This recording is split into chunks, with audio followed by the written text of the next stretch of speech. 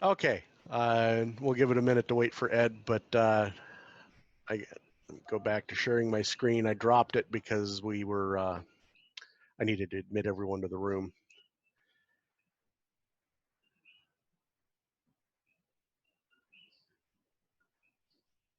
There we go. Can everyone see it? Can anyone hear me? Affirmative. We can Okay. see your screen. Yep, I see it. Okay, so this is just the dashboard. So once you get access and you log in, this is what you're going to see. And this is just system statuses right here. So right now there's 23 to 25 concurrent calls going through the Brandmeister servers. There's 26 repeaters currently receiving and 1,520 repeaters currently transmitting. So there's a lot you can click on in here to see various things, but the one that we're interested in today is my hotspots. So here is the ID for my open spot.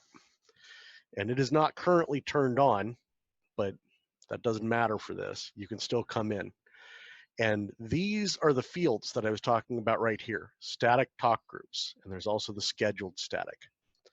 So this looks just like it does for a repeater. So really quick, I'm going to click on the mono lower repeater because it is on right now. And this is just the details of the repeater itself. These are the sysops. These are the people who are allowed to manage the repeater. And you can add another user as a sysop on your hotspot. So if you're not big on the technical stuff, but you want to be able to have something changed in there and you need to use the phone a friend option, you can add another user as a sysop for your hotspot. They can come and see this page and make changes.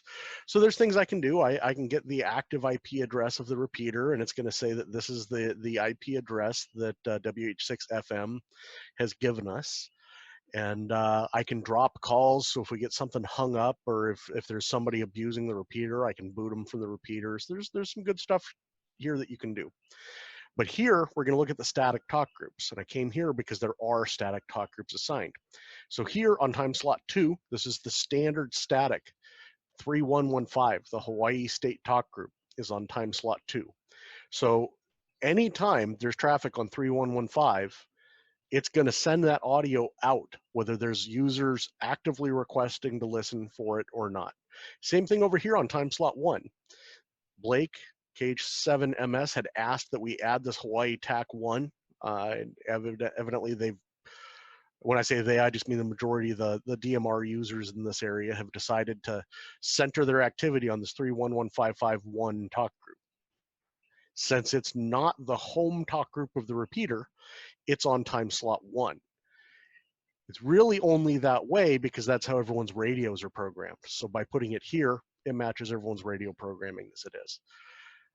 But down here, we also have a scheduled static talk group. So I've got this one set up to carry the TechNet talk group. So if you've got an interest in what they're talking about on that TechNet talk group, the mono lower repeater will automatically start carrying this talk group at 1830 Hawaii Standard Time on Tuesdays, and it'll automatically shut it off if nobody's using it at 2100. And you can add as many of these as you want. I do not believe there's an upper limit in the system.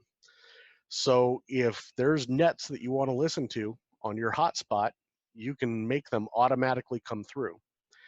So this makes it to where right now, if I put my radio here and I either have it on scan or I use what's called digital monitor mode, which is the way that I do it, and I listen to the mono lower repeater, and let's say it's a Tuesday night at 7 o'clock. If there's traffic on 311551, my radio will hear it. If there's traffic on 3115, my radio will hear it. And if that TechNet talk group suddenly starts carrying the net, I'll hear that too. Now, I can only listen to one thing at a time because that's how your DMR radio works. And that's why we generally don't like to put lots of static talk groups on at once, because there's a talk group that I hang out in a lot called 91. It's worldwide.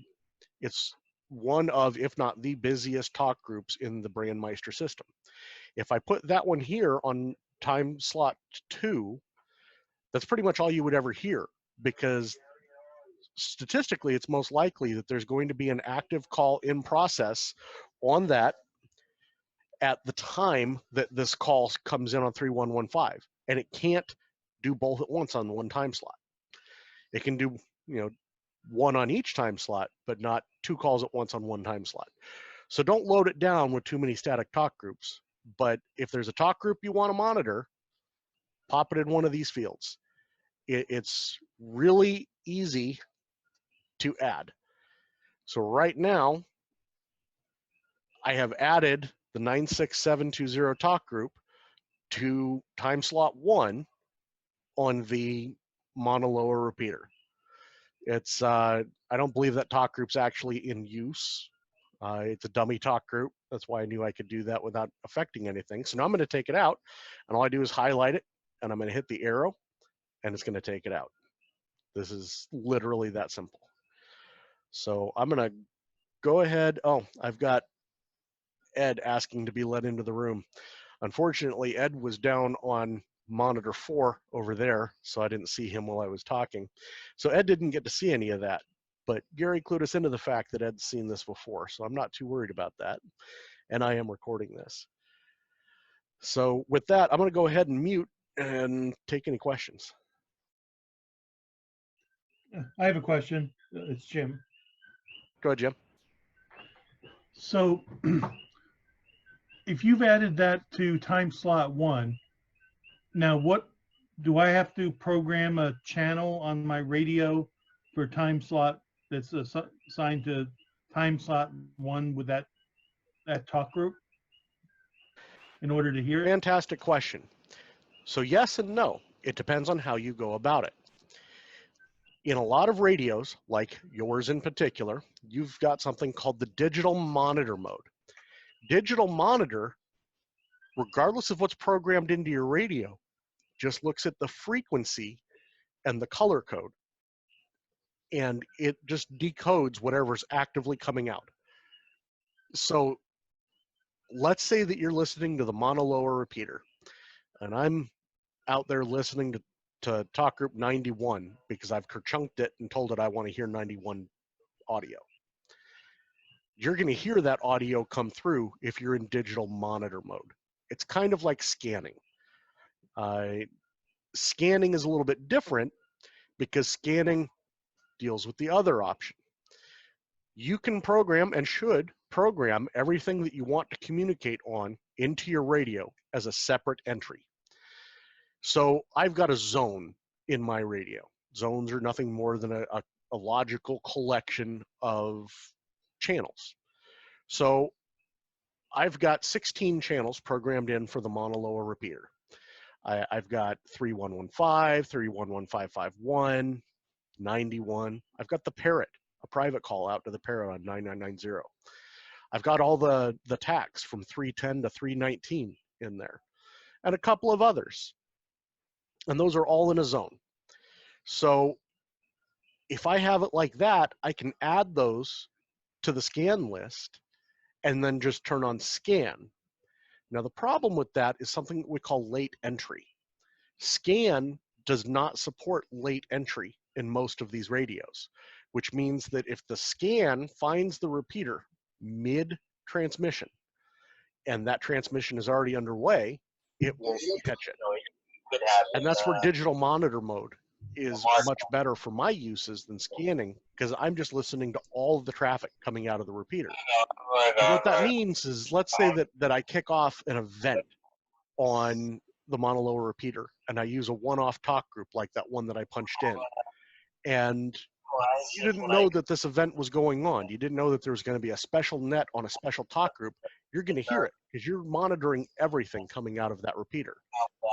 Now, to be able to talk on it, you're going to have to be able to dynamically say to your radio, I want to talk on this talk group.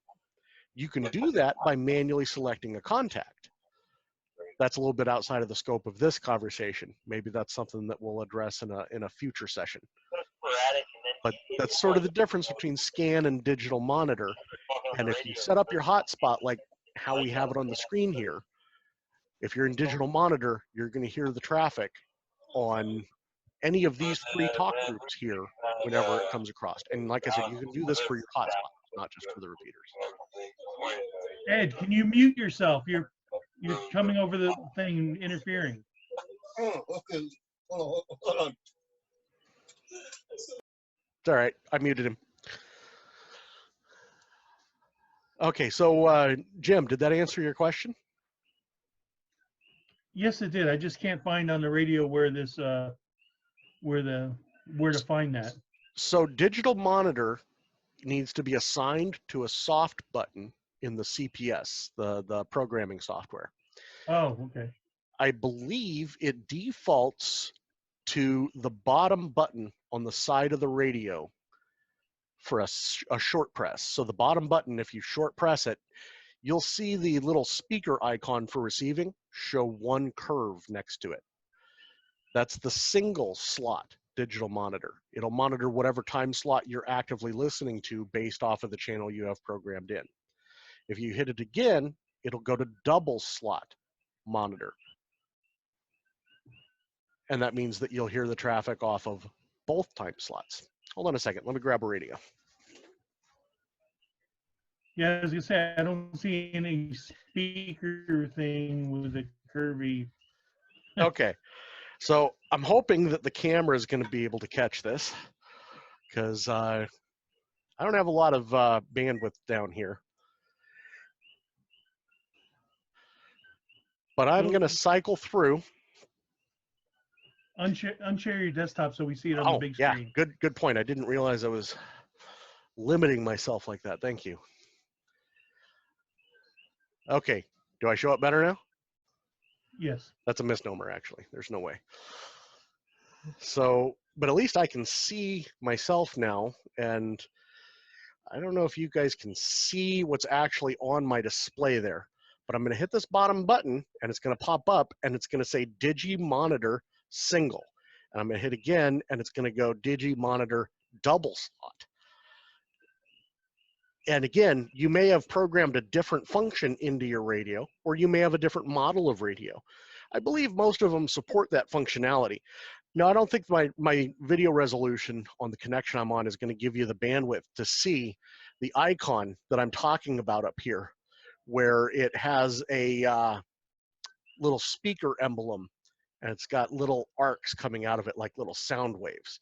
It's right above my finger. I'm trying to black some of the screen out so it doesn't wash the camera out. And it's not working very well. Yeah, mine doesn't have, right in that spot, mine has the like the transmit, like the little antenna with the, mine has no bars because I'm in my Faraday. So that speaker emblem would be only if you're in digital monitor. So you have to get digital monitor active to see it. Oh, okay, because I just have a H with a box around it. Yeah, that's high power. Okay. All right, so apparently I don't have any soft buttons key because the bottom one just. Okay, so if, in your case, because I know you have the Anytone, if you go to menu and then settings, and then let's see if I can find it. I think it's in radio set.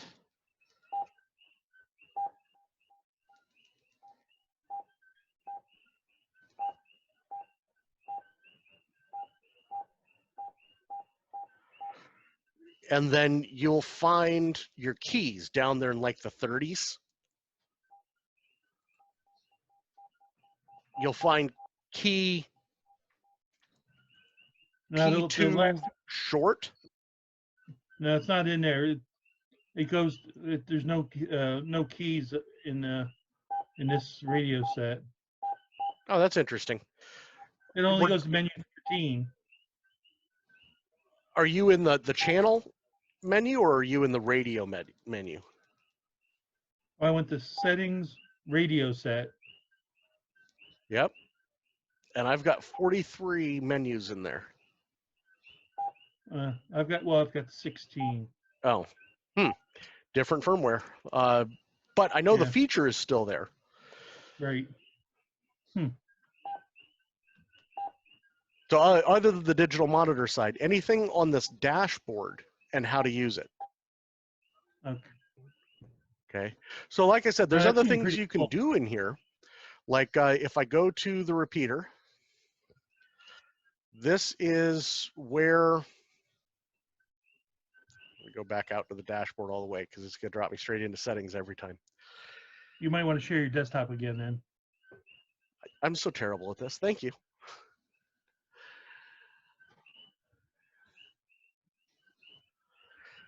Okay, can you see my desktop? Not It's yet. still thinking about it. Yeah, there it is. There we go. Yeah. Okay, so when you go in here and you can look at my repeaters, and I'm going to click on that, and it's going to take me to the dashboard for the repeater. And this is just like going to your hotspot. And you get all of this stuff in here. I'm going to go, and I'm actually just going to view the repeater. And this is like if we looked up the repeater as a user, this is what you would see. But here I can see that the last person to use the repeater was me 26 hours ago. And I can look and I can see that my bit error rate was about 1%, and my transmission was 13 seconds long. But if I go into here, I can also go in and look, and I can see that 26 hours ago, I used it through the MMD VM, and I sent a talker alias with my transmission, and you know all this other details. I was on time slot 1. I was on this talk group right here, which is that TechNet talk group. This is where I was listening to all the excitement on that net. And I haven't set up the SS or the RSSI reporting on the repeater yet. So ignore that number, but everything else here is valid. I had 0 packet loss. So when people start telling you that you've got packet loss, this is where they're finding that. So as you can see here, nobody has exhibited any packet loss into this repeater recently, at least not within the past 5 days. So this is the kind of stuff that you can look in here or look at in here. But if I come down through here, let's find something other than, I'm just going to look at, because there's lack of other options, I'm going to look at this talk group. And I can come over here, click on it, and it's going to take me to the hose line. The hose line is where you can actually listen. And currently nobody's talking, but if they do talk, if they're like Ed and they've got a profile picture, this is where it'll pop up. And if I'm not with my radio, I can listen to the net and stuff through this. Now the servers get pretty busy. This doesn't always work, and there you can see that Ed keyed up.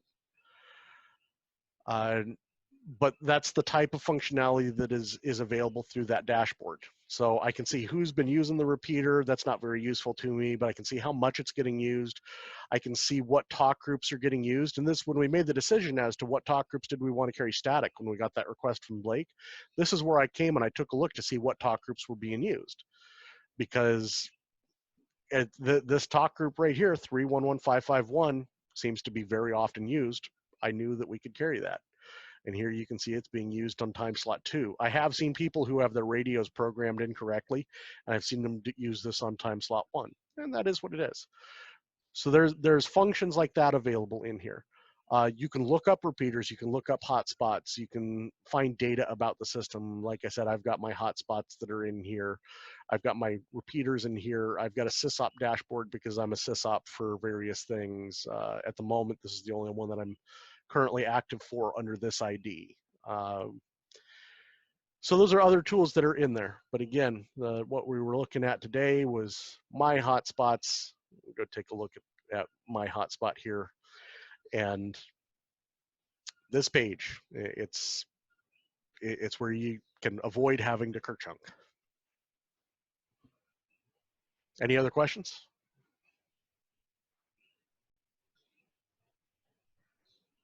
All right, very good.